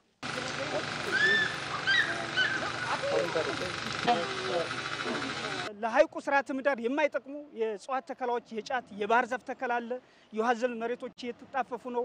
የውሃ አዘል መሬቶች በአፈርና በድንጋይ እየተሞሉ ቤት እየተሰሩባቸው ነው። ብዝሃ ሕይወቱ የተፈጥሮ ሀብቱ በጣም እየተጎሳቆለና እየተጎዳ ነው ያለው። አሁን ትልቁ ችግር የህግ የበላይነት አለመከበር ነው። የጣና ዙሪያውን የበፈር ህግ ያስፈልገዋል። እሱ የበፈር ህግ ተፈጻሚነቱ እስካልተረጋገጠ ድረስ የተለያዩ ሐይቁን የሚጎዱ ተግዳሮች ከቀን ወደ ቀን እየጨመሩ ነው የመጡት። ጣና ሐይቅ በምትመለከቱት ሜካኒካልና የሰው ሰራሽ መንገድ ችግሮች እንዲወገዱለት እየተሰራ ነው። ሆኖም ጣና ሐይቅን ጨምሮ ሌሎች ውሃማ አካላትን ለመጠበቅ የወጡ ህጎችን ማስተግበርና ደጀን ቀጠናውን መጠበቅ ከሁሉ ቀዳሚ ሆኖ ሊተገበር እንደሚገባ የአካባቢው የዘርፉ ሙያተኞችና የአካባቢ መብት ተሟጋቾች ይገልጻሉ። ለኢቲቪ ራሄል ፍሬው ባህር ዳር። ተመልካቾች ይህንኑ ጉዳይ በአዲስ ቀን የሀገር ጉዳይ አድርገን ዛሬ ቆይታ አድርገንበታል። በዜና ኢትዮጵያም እንዲሁ አንስተነዋል። ምክንያቱም ጉዳዩ የሀገር ጉዳይ ነው።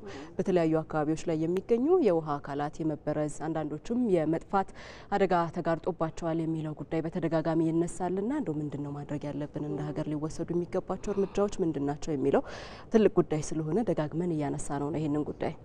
ራይልም እንደተመለከተ ነው እንግዲህ ያለው ሁኔታ በተለይ ጣናን በተመለከተ ያለው ሁኔታ በስፋት አስዳሳናለች። እንደ አንድ ባለድርሻ አካልም ከመዘገብና ይህንን ጉዳይ በመረጃ ከመግለጽ ባሻገር የራሷን ድርሻ ስትወጣ ተመልክተናታል። ይህንን የውሃማ አካላት ብክለትን መከላከል ብዝሃ ሕይወትን ማስጠበቅ የሚረዳው አንዱ ተግባር ተደርጎ የሚቆጠር ነውና የተፋሰስ ልማት ስራዎችም ለውሃ አካላት ደህንነት ወሳኝ መሆናቸው እንደዚሁ ይገለጻል። ለእንዲህ አይነት ስራዎች ደግሞ ሁሉም ህብረተሰብ ተሳትፎ የሚጠበቅ ነው። ከዚሁ ጋር አያይዘን ታዲያ በአዲስ ቀን የሀገር ጉዳይ የጋበዝናቸው እንግዳችን በብዝሃ ሕይወት ኢንስቲትዩት ተመራማሪ የሆኑት ዶክተር አብርሃም አሰፋ ማለት ነው በማህበራዊና በስርዓተ ምህዳራዊ ምክንያት የውሃ አካላት እየተበከሉ መሆኑን ገልጸውልናል። እስኪ እንከታተል። መጀመሪያ ደረጃ እያንዳንዱ የልማት እንቅስቃሴ በአካባቢ የይሁንታ ፍቃድ ማለፍ ካልቻለ የሚያደርሰውን ተጽዕኖ መቀነስ አይችልም ማለት ነው። ምክንያቱም ምንድነው የአካባቢ ጥበቃ ይሄንን እንደ ህግ ያስቀመጠው ማንኛውም ልማት በሚሰራበት ጊዜ የሚያደርሰው ተጽዕኖ ስላለ በአካባቢና በማህበረሰብ ላይ የሚያደርሰው ተጽዕኖ ስላለ ይሄንን ተጽዕኖ ለመቀነስ ደግሞ ግዴታ የይሁንታ ፍቃድ ያስፈልገዋል ማለት ነው። ስለዚህ ምንድነው እዚህ ላይ ያሉ ችግሮቻችን በመጀመሪያ ደረጃ አብዛኛዎቹ ፕሮጀክቶችና የልማት ስራዎች የሚከናወኑት የአካባቢ ተጽዕኖ ግምገማ ማቃለያ መንገዶችን ሳይይዙ መግባታቸውም ነው ትልቁ ችግር የሚሆነው። ምክንያቱም የሚሰሩትን ስራ ነው እንጂ የሚያውቁት ከነሱ የሚመነጨው አካባቢን የሚበክል መሆኑን ይህንን ያክል ብዙዎቹ የተረዱ አይደሉም።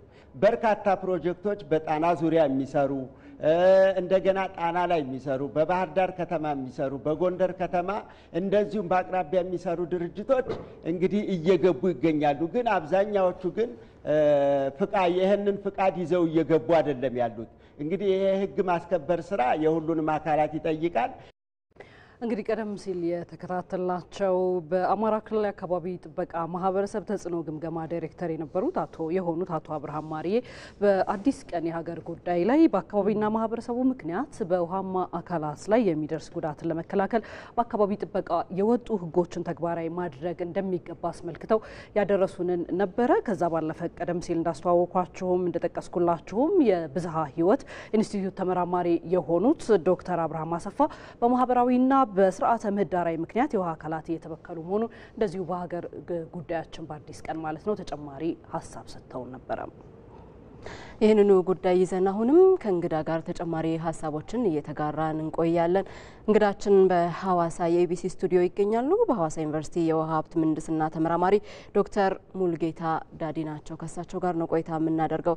ዶክተር ስለ ጊዜው እጅግ አድርገን እናመሰግናለን። እንዳጠቃላይ በሀገር አቀፍ ደረጃ በውሃ አካላት ላይ እየደረሰ ያለውን ችግር በተመለከተ ነው ከተመልካቾች ጋር ቆይታ እያደረግን የምንገኘውና ኢትዮጵያ ውስጥ ያሉ ሀይቆች፣ ወንዞች በተደጋጋሚ የመበከል እንዲሁም ደግሞ የመጥፋት አደጋ ሲጋረጥባቸው ይስተዋላል። እንደ ሀገር እንደው ይሄ ምን አሳጥቶናል?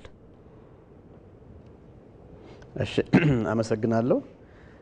እንግዲህ ውሃ ስንል የከርሰ ምድር ውሃ ይኖራል፣ እንደገና ደግሞ የሰርፌስ ውሃ ይኖረናል እና አሁን በተለይ በአሁን ባለው የዚህ የአየር ንብረት ለውጥ ዙሪያ ላይ በተከሰተ ከፍተኛ የሆነ የጎርፍ ጉዳይ እንደገና የድርቅ ጉዳይ እና ያልተጠበቀ የሙቀት ጉዳዮችን ተደራርቦ ሀይቆች ለምሳሌ የመያዝ አቅማቸውን እያጡ ነው።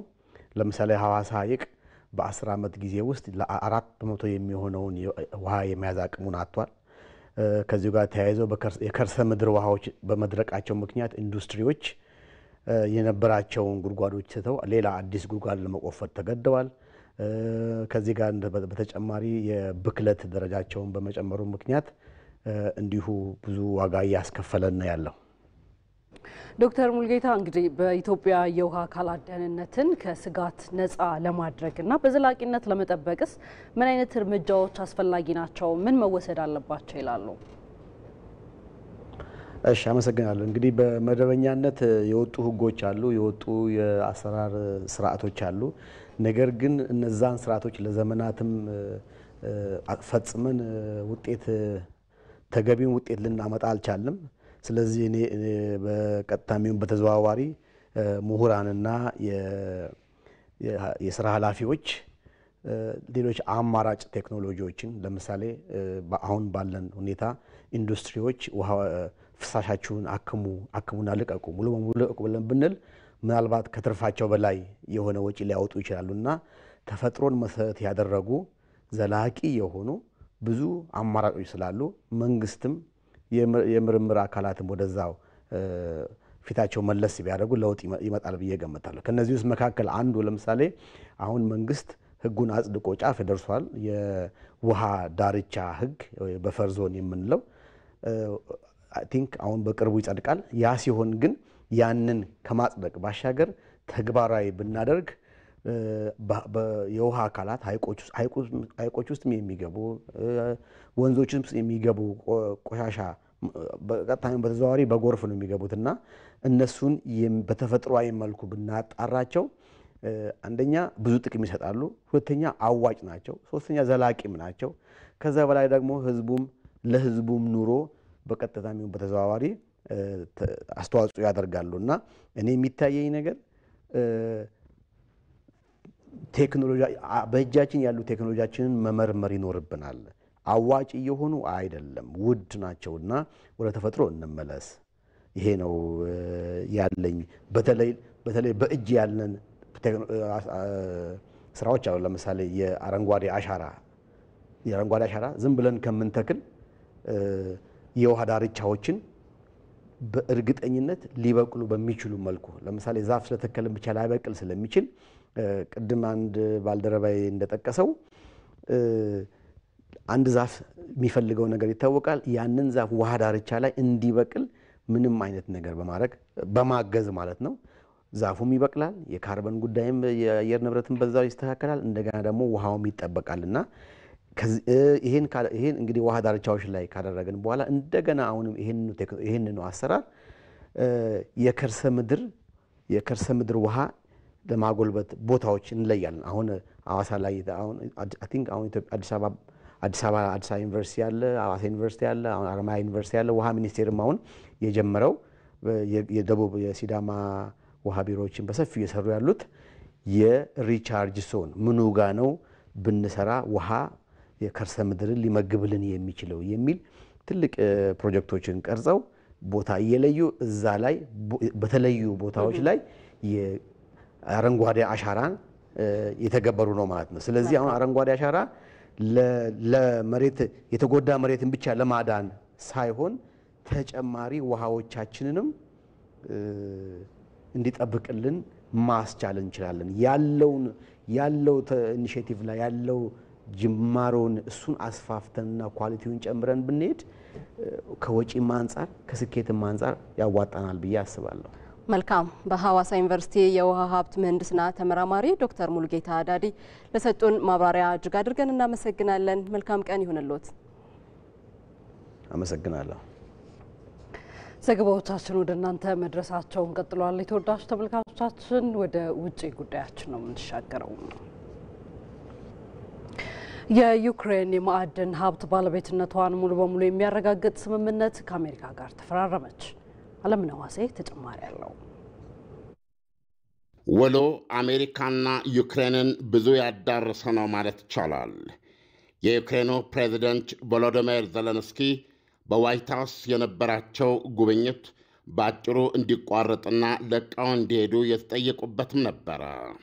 በአንድ ወቅትም አሜሪካ የዚህን ውል በተመለከተ በምታቀርባቸው ረቂቅ ሐሳቦች የተነሳ አገርን ሽጥ ነው እንዴ የሚባለው እስኪሉ ድረስ ዜሌንስኪን በእጅጉ ያስቆጣቸውም እንደነበር አይዘነጋም። በመጨረሻ ስምምነቱ ሲፈረም ግን ያሁሉ ውዝግብ ቦታ እንዳልተሰጠው ያሳያል። በመጨረሻ ስምምነቱ መፈረም ያስቻለው ውይይት ሁለቱ መሪዎች ፕሬዚደንት ዶናልድ ትራምፕና የዩክሬኑ ቮሎዲሚር ዜሌንስኪ በሮማው ርዕሰ ሊቃነ ጳጳስ ፍራንሲስ የቀብር ሥነ ሥርዓት ላይ በቅዱስ ጳውሎስ አዳራሾች በአንዱ ባደረጉት የ15 ደቂቃ ውይይት መሆኑ ይነገራል። መገናኛ ብዙሃን ስለተፈረመው ውል እንደሚያስነብቡን የዓለማችን ምርጡ ውል ቋጣሪ ነኝ የሚሉት ፕሬዚደንት ዶናልድ ትራምፕ ከነወለዱ $500 ቢሊዮን ያሉትና በዘመነ ጆ ባይደን ለዩክሬን በነፃ የተሰጡ ወታደራዊና ኢኮኖሚያዊ እርዳታዎችን በዩክሬን ማዕድን ይከፈላል የሚለው አቋማቸውን ሙሉ በሙሉ ትተውታል። የ47 ዓመቱ ዜሌንስኪ በዚህ ረገድ አሸንፈዋል። ዜሌንስኪ የቀደመችው አሜሪካ በዲሞክራሲያዊ ወዳጅነትና በምዕራባዊ ቃል ኪዳን አጋርነት የተዋጋችበትን ስጦታዋን ዕዳዬ ብዬ አልቀበልም የሚል ከራራ አቋም ነበራቸው ዜሌንስኪ። ስምምነቱ ምንም እንኳ ዜሌንስኪ እንዳስቡት አሜሪካንን የዩክሬን የደህንነት ዋስትና ሰጪ ጋሻ ባያደርጋትም በስምምነቱ መሠረት በሚከፈተውና ሁለቱ በእኩልነት ለሚያስተዳድሩት የጋራ የመልሶ ግንባታ መዋለ ንዋይ ፈንድ አሜሪካ የምታውለው ኢንቨስትመንት ወይም መዋለ ንዋይ በጦር መሳሪያ መልኩም ሊሆን እንደሚችል ይደነግጋል። ስምምነቱ በግልጽ እንደሚያስቀምጠው ምን ማዕድን የት ቦታ ተቆፍሮ መውጣት እንዳለበት የምትወስነውም ዩክሬን ብቻ ናት ይላል። በግዛታችንና በውሃ ግዛታችን የሚገኙ ሀብቶቻችን በሙሉ የዩክሬን ናቸው። ምን አይነት ማዕድናት የት ቦታ ይውጡ ይፈለጉ የሚለውን የሚወስነውም የዩክሬን መንግሥት ነው ብለዋል። ስምምነቱን በዩክሬን በኩል በብዕራቸው ፊርማ ያቀለሙት የኢኮኖሚ ሚኒስትሯ ዩሊያ ስቨሪዲንኮ ሲናገሩ የዩክሬኑ ዜሌንስኪ ለሌላ ዋነኛ ተደራዳሪ ማለትም ለአውሮፓ ሕብረት ቦታ ለመተው ሲሉ አሜሪካ በዩክሬን የማዕድን ሀብቶች ልማት ላይ ቅድሚያ እንደሚሰጣት እንጂ ከሌላው የተለየ የእሷ ብቻ የሆኑ መብቶች እንዳሏት ግን ስምምነቱ ዋስትና አይሰጥም። አሁን ደግሞ የውጭ ምንዛሪና ዓለም አቀፍ ግብይት መረጃን በተንቀሳቃሹ ምስል እናጋራችሁ።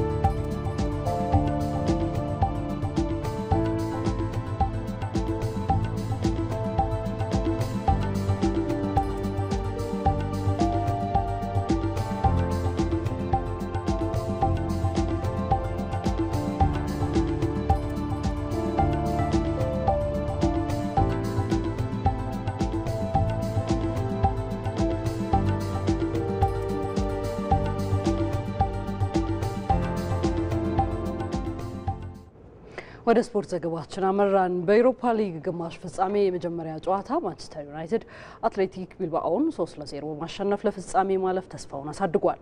በሌላ የግማሽ ፍጻሜ ጨዋታ ቶትናም ሆትስፐርን ጌልሚትን 3-1 አሸንፏል። አንተነህ ሲሳይ ተጨማሪ መረጃ ይዟል። የሀገር ውስጥ ውድድሮች ተራራይ መግፋት ያክል ከባድ የሆኑበት ማንቸስተር ዩናይትድ በአህጉር አቀፍ መድረክ ግን አሁንም በጥንካሬው ቀጥሏል። አሰልጣኝ ኤሪክ ቴናን በመተካት ከሊዝበን ማንቸስተር የደረሱት ሩበን አሞሪም ለአስከፊ የውድድር ዓመታቸው መካሻ ከሆነላቸው በኤሮፓ ሊግ ለፍጻሜ ለመድረስ የተቃረቡበትን ውጤት አስመዝግበዋል። በእንግሊዝ ፕሪሚየር ሊግ ካደረጓቸው 26 ጨዋታዎች 6ቱን ብቻ ያሸነፉት ፖርቹጋላዊ አሰልጣኝ በኤሮፓ ሊግ ግን አንድም ጨዋታ ሳይሸነፉም የመድረኩ ጠንካራ ተፎካካሪ ሆነው ቀርበዋል። ማንቸስተር ዩናይትድ በሀገር ውስጥ ያስመዘገበው ደካማ ውጤት በቀጣይ ዓመት በአውሮፓ መድረክ በሁሉም ውድድሮች እንዲሳተፍ ዋስትና የሚሰጠው ባይሆንም በአቋራጭ የኤሮፓ ሊግን በማሸነፍ በአንድ ድንጋይ ሁለት ወፍ እንዲሉም እድሉን ለማግኘት ግስጋሴውን አሳምረዋል። በኤሮፓ ሊግ ግማሽ ፍጻሜ የመጀመሪያ ጨዋታ ወደ ስፔን ተጉዞ ከአትሌቲክ ቢልባኦ ያደረገውን ጨዋታ 3-0 አሸንፎ ተመልሰዋል። አትሌቲክ ቢልባኦ በሜዳ የሚደረገውን የኤሮፓ ሊግ ፍጻሜ በማሸነፍ በታሪኩ ለመጀመሪያ ጊዜ የአህጉሩን ዋንጫ ለማሳካት ትልቅ ህልም ቢኖረውም ጉዞው ገና በግማሽ ፍጻሜው በዩናይትድ እንቅፋት ገጥሞታል። ምሽት 4 ሰዓት ላይ በሳን ማሜስ በተደረገው ጨዋታ ብሩኖ ፈርናንዴዝ በጨዋታና በፍጹም ቅጣት ምት 2 ግቦችን ሲያስቆጥር ካዝሜሮ ደግሞ ቀሪዋን ግብ ከመረብ አሳርፏል። ገና በ37ኛው ደቂቃ ተከላካዩ ዳኒ ቪቪያንን በቀይ ካርድ ያጣው ባለሜዳው ክለብ 60 ደቂቃዎችን በጎዶሎ ተጫዋች መጫወቱ የባስኩን ክለብ ፈተና ከባድ አድርጎበታል። ፖርቹጋላዊ አማካይ ብሩኖ ፈርናንዴዝ በኤሮፓ ሊግ በታሪኩ 27 ግቦችን በማስቆጠር 34 ግቦችን ካስቆጠረው ፒየር-ኤመሪክ ኦባሜያንግና 30 ግቦችን ካስቆጠረው ራዳሚል ፋልካኦ በመቀጠል ሶስተኛው ከፍተኛ ግብ አግቢ ሆኗል። ተጫዋቾቻቸው ከአሁኑ ጀምሮ የመልሱን ጨዋታ ማሰብ እንደሚጠበቅባቸው የተናገሩት የቀይ ሰይጣናቱ አሰልጣኝ ሩበን አሞሪም በውጣ ውረድ ውስጥ አብረዋቸው ለተጓዙት ደጋፊዎቻቸው አንድ ነገር ማበረከት እንደሚፈልጉም አሳውቀዋል። በሌላ የግማሽ ፍጻሜ የመጀመሪያ ጨዋታ ቶትናም ሆትስፐር ቡዶ ግልሜትን 3-1 አሸንፏል። ባጋጠመው የበርካታ ተጫዋቾቹ ጉዳት ምክንያት በውስጥ ውድድሮች በትልቁ የተፈተነው የሰሜን ለንደኑ ክለብ አሁን በአውሮፓ መድረክ ወሳኙ ምዕራፍ ላይ ደርሷል። በእንግሊዝ ፕሪሚየር ሊግ በ19 ጨዋታዎች ተሸንፈው 16ኛ ደረጃ ላይ የሚገኙት አውስትራሊያ አሰልጣኝ አንጌ ፖስቴኮግሉ ስማቸውን ለማደስ ሁነኛ አጋጣሚ አግኝተዋል። ትላንት ምሽት በሜዳቸው ባደረጉት የመጀመሪያ ጨዋታ ብሬናን ጆንሰን፣ ጄምስ ማዲሰን እና ዶሚኒክ ሶላንኬ የማሸነፊያ ግቦቹን አስቆጥረዋል። ኦሌክሰልትነር ደግሞ የኖርዌጂያኑን ክለብ ብቸኛ ግብ ያስቆጠረ ተጫዋች ሆኗል። የቶትናም ሆትስፐር አሰልጣኝ አንጌ ፖስቴኮግሉ የመልሱ ጨዋታ ከባድ ቢሆንም የተቻላቸውን ሁሉ አድርገው ለፍጻሜ ለመድረስ እንደሚዘጋጁም ተናግረዋል። በሳን ማሜስ በሚደረገው የኤሮፓ ሊግ ፍጻሜ የማንቸስተር ዩናይትድ እና አትሌቲክ ቢልባኦ አሸናፊ ከቶትናም ሆትስፐር እና ቡዶ ግልሜት አሸናፊ የሚገናኝም ይሆናል። ከኢትዮጵያ ቴሌቪዥን በቀጥታ ስርጭት ዛሬ ዕለተ አርብ ላይ ዜና ኢትዮጵያ ከ6 ሰዓት ጀምሮ ለ2 ሰዓታት ያህል በያላችሁበት በተለያዩ የሀገር ውስጥና የውጭ ዘገባዎች አብራችሁ ቆይታ አድርጎ ነበር። የዛሬ ቆይታችን በዚህ ተጠናቋል። ከኛ ጋር አብራችሁ ወዳችሁና መርጣችሁ የተከታተላችሁን ስለነበራችሁ እጅግ አድርገን እናመሰግናለን። መታሰቢያ ደረጃና ሮዛ መኮንን ከመላው የስቱዲዮ ባለሙያዎቻችን ከዳይሬክተሮቻችን ጋር አብራችሁ ዘልቀናል። በያላችሁበት መልካም ጊዜ ይሁንላችሁ። አሁንም ከኢትዮጵያ ቴሌቪዥን ጋር በሰላም ዋሉ።